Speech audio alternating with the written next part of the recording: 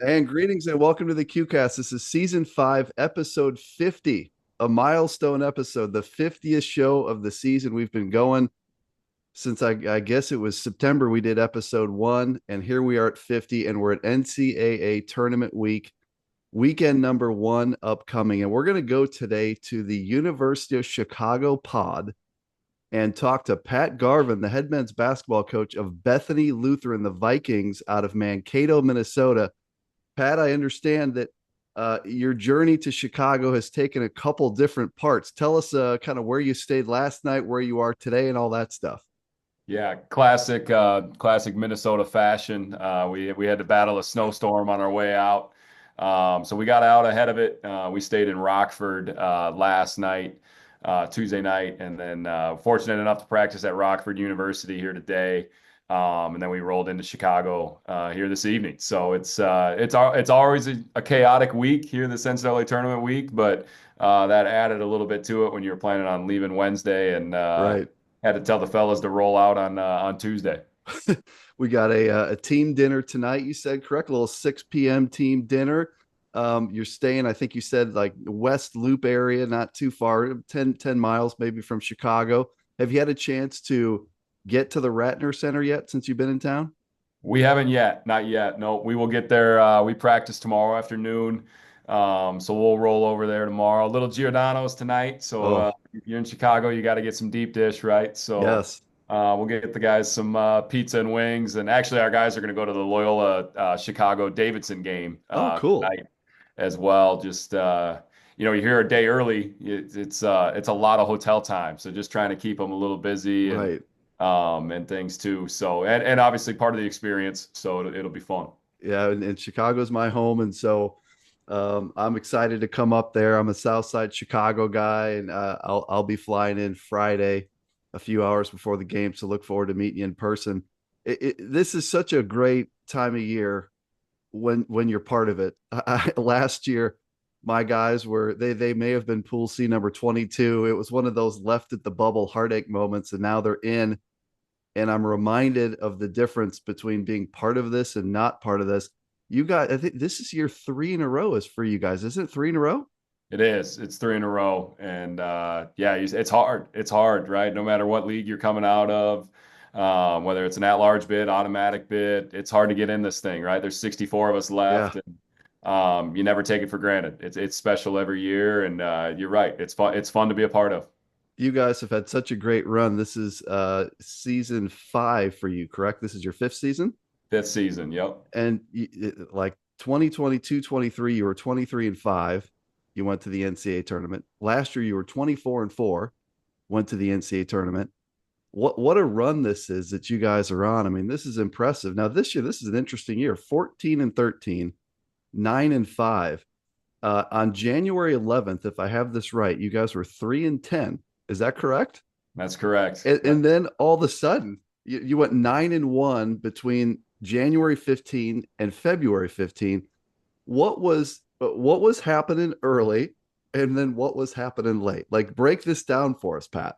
Yeah, well, obviously, you mentioned the success we've had the last 2 years. We graduated quite a bit of talent, right? All-American five-man, a first-team Yeah, all-conference point guard, kind of a utility, do-it-all four-man for us, and some leadership as well, some role guys that were leaders. And we brought back a lot of talent, and then we're blending in some new faces and new roles. And this team just early on, one, we were playing some really good competition. Obviously, we went out to Colorado and played Trinity, Texas, and Colorado College, and right. we played a really tough non-conference schedule while we were trying to find our identity and kind of figure out how this Sure. team could play and really how this team could finish games. We had a lot of leads in the non-conference and kind of struggled down the stretch of games, and we just had to figure out how we were going to finish games a little bit different. And then, obviously, Christmas break came. We came out. We had to play Platteville right away after Christmas.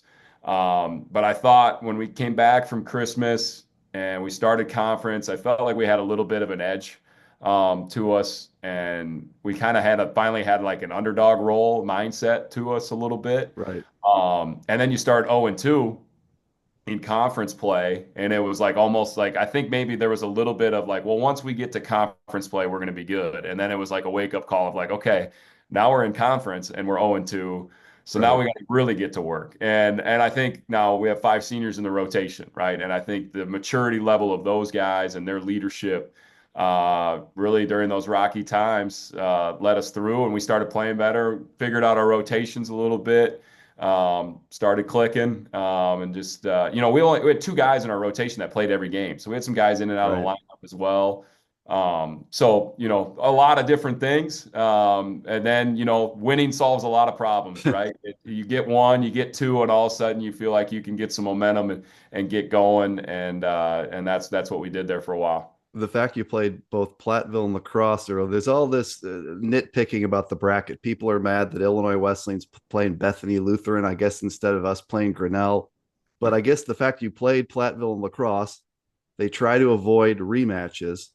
And so you get a vacation instead of playing Platteville, you get Illinois Wesleyan. Is that like you guys were celebrating when you saw the bracket that there was no Platteville on there? Yeah, I don't think that was quite the reaction on our end. But for us, we're just excited to see our name, right? We're happy to see our name, and earned our way into the tournament. And it's like we already talked about. Anytime you see your name on the screen and you're in Yeah. that bracket, it's fun. But yeah, I don't think there was any hey, great, we avoided Platteville. We get to go take on Illinois Wesleyan reaction by any means. You had them 2 years ago. So you had Platteville. I personally like that they try to avoid, again, you just played them in the tournament 2 years ago. Was it last year you were at Hope? Is that We right? played we played Hope 2 years ago, Platteville last year, and then There we you go. played Platteville in the regular season this year as well. So Yeah, they try to uh, avoid like all that stuff. I think they tried to do that with Emory and Barry. What the student athlete experience, mix it up, have people play different. These seedings, they're a matter of decimal points in an NPI thing. These are decimal points. So like what's the difference? That's what I say. I like how they did it. Your league, your league was just a mishmash. It's unbelievable how tight this was. North Central was 10-4. Minnesota Morris was 10-4. Northwestern was 9-5. You were 9-5. Superior was 9-5. That's crazy, Pat. Like that, yeah, your league was crazy. it was a chaotic year. It was chaotic. We went into the last week of the regular season as the 1 seed, and we dropped 2 really tough games and fell from 1 to 4, where we knew if we only went, if we Right. just had basically had to win one of those games, and we'd be the 1 seed, and we were hosting it, and we dropped 2 of them when we had been playing some good basketball too. And I think that just speaks to it was a good year, right? It was a good year in the UMAC. A lot of really even teams, veteran teams. There was a lot of veteran teams Right. in the league, and conference play is just so different, right? Yes. Just you're so familiar. Coaches are familiar. We got a lot of veteran coaches in our league. And so everybody's just really familiar with each other, right? The players are, the Yes. coaches are, and it makes it hard, right? It makes it hard. And so it was a chaotic. I mean, like I said, we started 0-2, and then we find ourselves as the 1 seed going into the last regular season week, and then we drop another two. And so it was chaos. It is, and very well said about conference play. At year in and year out, following my guys, I see that where a non-conference game looks this way, and then you get in the league, and it's just such a grind because they know you so well and they've played you year after year. You get into that championship game of the UMAC conference tournament, and I think you guys were down. Was it 14 at half? Is that Yeah. correct? Yeah, 13 or 14. Yep. Yeah, we Down down 13 or 14, 21 at one point in the first half. and this is a win or go home game. Like you've been playing tournament games for a while now, right? So this was win or go home. You end up coming all the way back in that second half. You hit a three with like 40 seconds left to tie it. That ends up being the end of regulation. In overtime, you got an early lead and you kept it. It was tight. It was tight there in the final minute, but you kept it. You win. I mean, at halftime they're down 13. What was that like in a win or go home game? Yeah, we'd taken 2 different timeouts in the first half just to try to weather the storm, and obviously we were on the road, and so we knew it was gonna be tough, but there was almost a little bit as we met as a staff of like, okay, like we played pretty bad, and it's a 13-point game, And so our message to our guys to start was just kind of like, let's focus back on the game plan because we felt like we hadn't really executed on either end of the floor. And then let's get some belief and let's get some fight. And hey, if we're going to go down, let's go down swinging. And then as a coach, you walk out there and you're like, okay, if we can trim it to single digits by this, or, Right. you kind of play that. Let's see if they get a little tight, maybe. And then all of a sudden, we started on like a 15-0 run. And at like the 17-minute mark, it was a tie game. And I was like, well, that Amazing. happened a little faster than I was expecting. And so, That's cool. That's great. um, and so, yeah, it was just, it's that's what this time of year is, right? It's madness.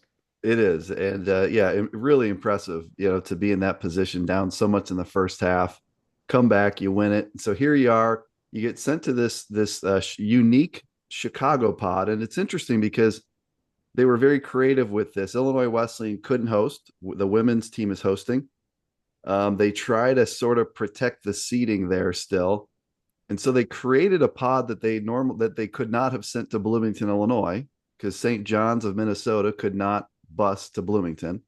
So they make a pod where they pick Chicago and they put Illinois Wesleyan, Bethany Lutheran, Chicago St. John's. I mean, coach, this seems like, as I look at all the pods, I mean, I think this might be the strongest group of four teams. I think there's maybe one other, but this is a nasty group of teams here, Pat. Yeah, yeah, that's yeah. There's some powerhouse teams in this pod. There's no doubt. As I was looking at things on Sunday, and I knew the rematch stuff with Platteville and Lacrosse, and then obviously there was that layer of no one knew I think if Lacrosse could host or not Right, with their situation. And I knew that would impact our location. I had a feeling we would end up with, because of the seeding and our resume and stuff, and Illinois Wesleyan's obviously great resume, that we would end up with them. It was just a matter of where. Would it be out at, you saw right. some that we were at like WLC Yeah, and things. And so I never really saw anybody predicting that Chicago was going to host and right. we come down here and things. And my initial reaction was like, are we within 500 of, and I'm like, if we are within 500, how is St. John's within 500? You're Because they're, 437. yeah, it's 437. They're like, I think St. John's might be like 493 or something like that. So yeah, but yeah, obviously get to come to Chicago and yeah, there's no doubt there's some really good programs, some really good teams in this pod. And no matter who comes out of this pod, they're going to earn it, Yeah, no this is a doubt. legit pod for sure. And the game against Illinois Wesleyan is at 4 p.m., I believe, 4 p.m. Central on Yep. Friday. Should be a really fun one. You guys play an up tempo style. You share it incredibly well. I don't know what year it was recently. There was a year where you were way up in the national rankings in assists. This year, you guys averaged 15 assists per game, which is a big number. So you guys have this really efficient style where you pass it well, unselfish group. What you don't have is a ton of size. You have some size in there. So this is such a cool match. This is what I love about this time of year. So I'm looking at your starting five: 6'1", 6'2", 6'3", or sorry, 6'1", 6'2", 6'2", 6'5", 6'6". And then Illinois Wesleyan will go 5'10", 6'3", 6'5", 6'8", 6'10". Totally contrasting styles here, coach. I mean, you're not going to give away the game plan, but this is a pretty unique X's and O's game, don't you think? Yeah, for sure. I mean, obviously, as soon as you turn the film on and things like that, and I had seen Wesleyan earlier in the year, not live, but on some film, similar opponent. I can't remember who it was. So I knew there was some size and physicality. And obviously, that's the first thing that you talk to any coach that played them or you watch the film, the size, physicality that they have is impressive. I mean, they got to be one of the biggest lineups in the country. I mean, I coached assistant coach Division II level, and I feel like there wasn't a lot of lineups with that type of size. And they Right, maintain it throughout their depth and off the bench and things too. It's not like they get super small when they go to their bench by any means, right. and stuff. And then, obviously, even within their half court, just the pace that they run their actions and play with.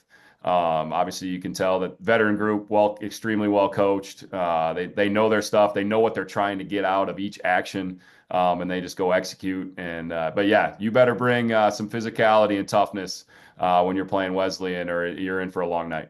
It is a big group. I don't know what scouting report to give you either. I would just tell you that I've been following our guys since I was a freshman in 1989, and that's what 35 years or whatever it is. This is the biggest Illinois Wesleyan team I've ever seen, and I mean we've had some big teams, like huge teams, and they're just uniquely big and physical. They've lived in the weight room, these kids, for 4 years, and they're athletic. Now you have hoopers too, though, so you have a really great group of kids here, and it's a veteran group. You start four seniors and a freshman. Drew Sagdahl is a dude. 21 points, 7 rebounds, 3 assists. He's made 59 threes and shoots the three at 39%, which is an awesome percent for a high volume guy. He was a first team all UMAC guy. Talk about Drew if you would. Yeah, Drew's special. He's special. He's a hooper. He lives in the gym.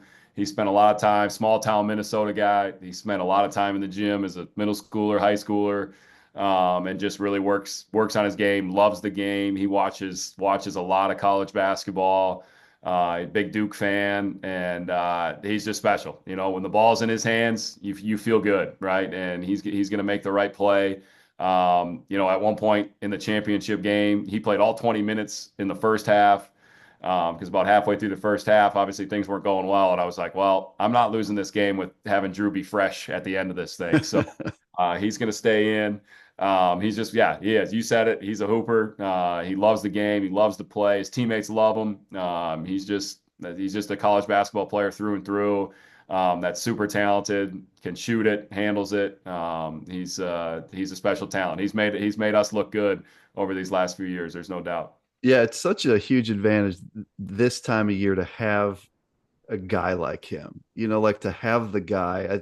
I think of like Platteville, you played them last year. Logan Pearson, like a guy that you can give the ball to and he can get his own shot, and he's just savvy and can do a lot of things. It's such an advantage to have that guy. He's a 6'1" senior guard. The other all conference guy, actually, you had two more. The other, the second teamer, I should say, is Jax Madsen.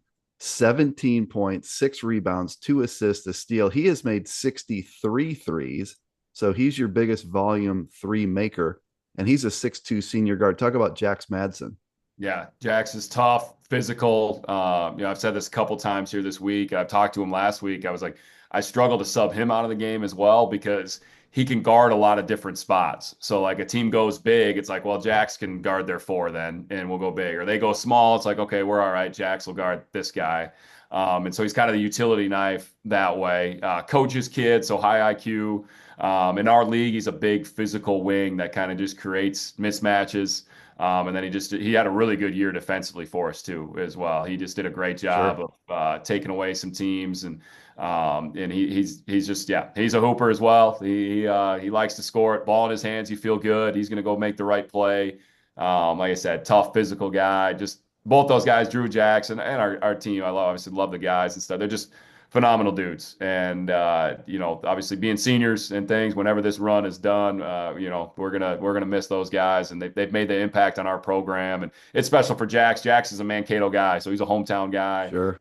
So he's got a lot of family in the stands. A lot of his family went to Bethany and Bethany grads, and so it's a cool story that way for him as well. Got to be a huge advantage that these guys, these older guys on the team, that this is their third trip to this thing. Like they've seen Hope, they've seen Platteville, they understand how these games go. Do you agree that Pat, this is a big advantage to have such a kind of a veteran group that's been there? It doesn't hurt, right? It doesn't hurt for sure. They know the deal. It doesn't, obviously we know we're going to play a really good team. We were talking with some people the other day. You draw Hope, Platteville, and Illinois Wesleyan in the first round. It feels like you drew like Duke, North That's Carolina, true. Kentucky, right? Illinois Wesleyan's won more NCAA tournament games, I think, than anybody in the history of Division III. But that's what makes this time of year fun, right? Absolutely. You get these storylines, and yeah, we have a ton of respect. These guys, yeah, but yeah, they've been here. They know the deal.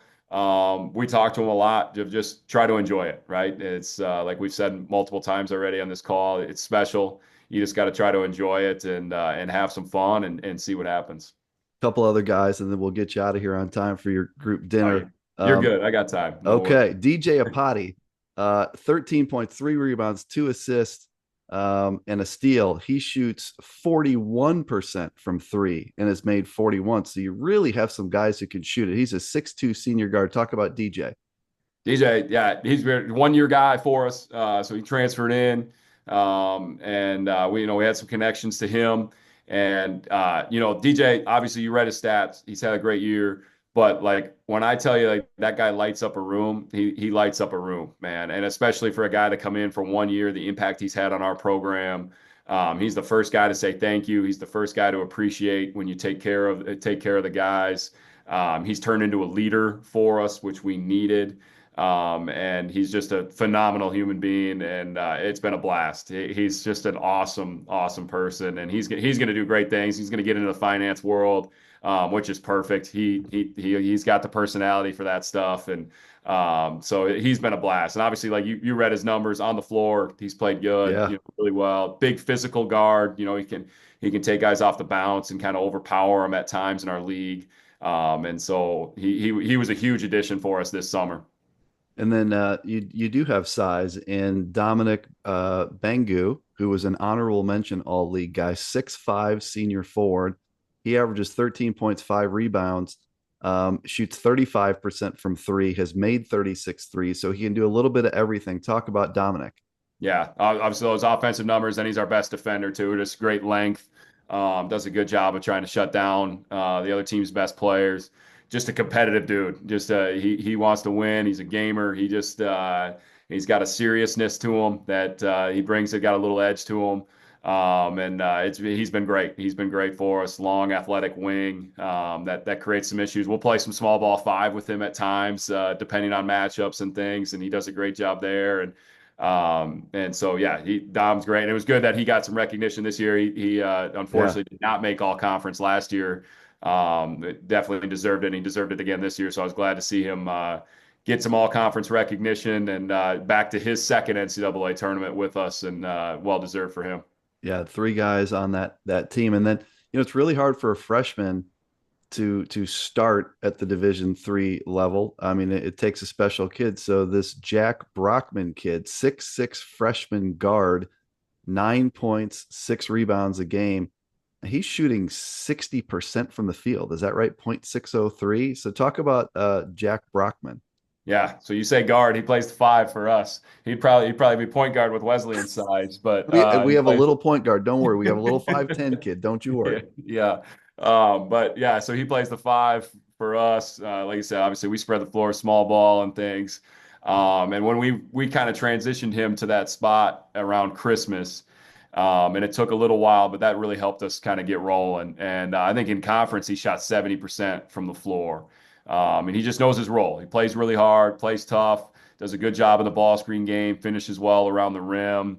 And that's the first time in like 3 years we've played a freshman that many minutes, right? And it's I don't care what conference you're in, what level you Yeah. are, it's really hard for freshmen to be on good teams, right? To play that kind of Yeah. minutes, good teams, and so. But he just kept working, kept getting better, and so it's been fun to see him have that kind of year for us.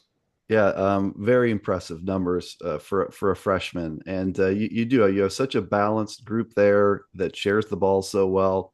So tonight's dinner is tonight the Giordano's night. Is tonight the deep dish night? Tonight's the deep dish night. Yep. The, We're the, eating a little deep dish and some wings for the fellas. and then what time? So tomorrow, what time do you practice over at the Ratner Center? Yeah, we're 1:30, I think, is what we got. We got a little afternoon practice tomorrow, so we'll wake them up and do some breakfast and film tomorrow before we head out to practice. It's an impressive place. The University of Chicago itself is such a historic campus, and the Ratner Center, which, gosh, it's got to be like 18, 19, 20 years old by now. It is beautiful. And the setting there kind of in Hyde Park is unbelievable. So I think you and the guys will really enjoy playing there. It should be a great game. I mean, look, our guys, sometimes they beat Platteville by 20, they beat WashU by like 18, and then there's other games they don't play as good. So like I'm flying up there nervous, coach, because I don't know what to expect. I hope we play well. That's what I hope. I hope we play well, Pat. If we got you nervous, that's enough for me, Bob. That's good enough. Yeah. We got the ultimate respect for them. Their resume is what, they're in the position they are in for a reason. They're one of the national championship favorites for a reason. They're extremely well coached, disciplined, tough. And they got guys that love to play. You can tell that they play extremely well together. They've had some, I mean, the CCIW, obviously they've been through the gauntlet in that Yeah. league. Some of the road environments when you're watching film and you see them at Augie and things, you can tell that they get everybody's best shot in that league night in and night out. And so they're gonna be well prepared, ready to go for this as well. And it's fun. It's fun. It's March. It's what this Yeah. tournament's about. We're looking forward to the opportunity, and we'll see what happens. Yeah. And unlike your guys, they really have this group has never really taken the floor in an NCAA game. When they were freshmen, they were on an Elite Eight team, but really when in that Elite Eight game against Wabash, none of them got off the bench. And so this is a group that this is their first NCAA game playing together. I know that this is a big deal to them. They've been grinding for this. So there's just great stories on all sides of this game, and it's really cool. And I know our guys are well aware of kind of your history there and how well you guys have done and kind of being in the tournament and all that. So I look forward, Pat, to meeting you in person up there. I'm glad this worked out. I know that with travel, like you had to figure out how to make this work. So I'm glad that we were able to get a QCast done here. Yeah, I appreciate it. Thanks for having me. I was really hoping, I knew you followed him. I was hoping you were going to give me the scouting report. That's the only reason I agreed is we need all the help we can get. So I was hoping you'd help us out a little bit. But No, no. I'll give you a scouting report. Hope they miss their jump shots. That's what I got. Yeah. If they make their jump shots, you're in some trouble. If they miss, you're great. So Yeah, that's my right, scouting right. report. For sure. For Let sure. me give you final word here, Pat. So you're gonna have Viking Nation tuning into this for sure. I think D3 Hoops fans, I think the Titan fans are tuning into this. What would you leave us with today on the QCast? Yeah, well, again, I appreciate you having me on, and it's really cool the D3 hoops world, right? What you guys do and the DataCast guys and all there's a niche out there that really do a great job of covering Division III basketball, right? And there's no doubt that Bethany and even the UMAC in general, probably a little bit of an untold story, right? And I'm just really proud of the way our guys have represented our college, not just over the last few years, but in our time here at Bethany. It's a cool spot. Bethany's a special place, great people, Yeah.